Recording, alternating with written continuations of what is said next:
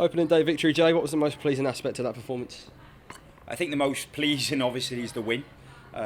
We go all the way through pre-season, trying to fine-tune the physical elements, trying to get the game model out onto the pitch. So to see elements of that and get the win is obviously crucial. I think the way we played was really progressive through the minutes. I think we started a little bit slow. Both teams probably eyeing each other out. I think our counter press wasn't as aggressive as we wanted, so we were allowing gaps either side of our pivot four.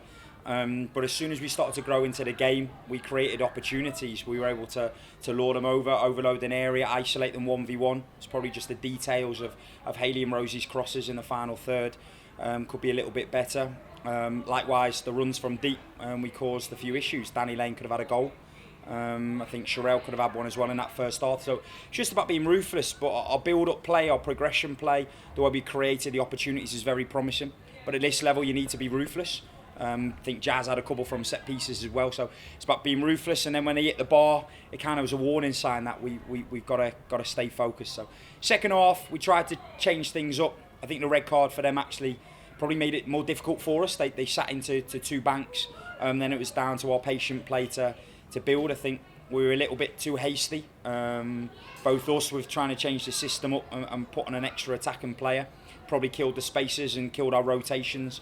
But I think when we reverted back to it and we were allowing our rotations and the underlap overlaps wide, and we were to carve them open, and 4 fantastic goals by Sherelle and 1 potent finish again by Shannon Aubrey.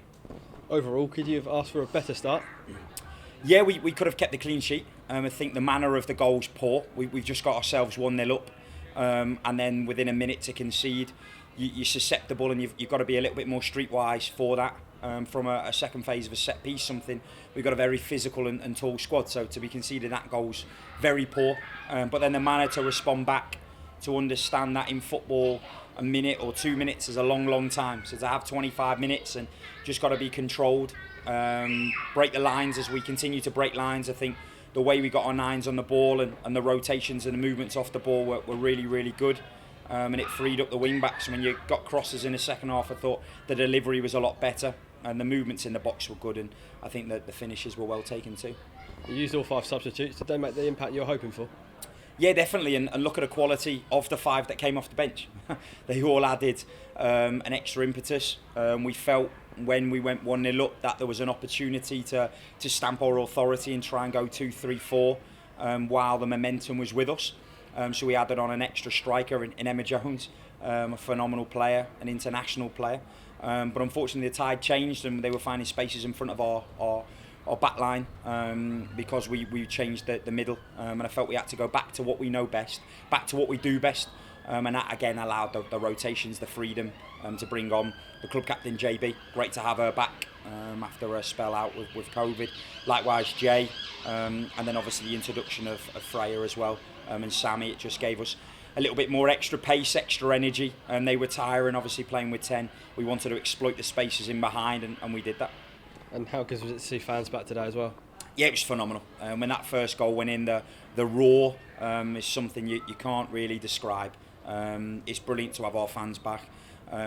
We needed their energy, especially that first half was a good first half, but we knew we could step it up a bit, and we could hear them and you could feel them. And obviously also a special mention with Danny coming down.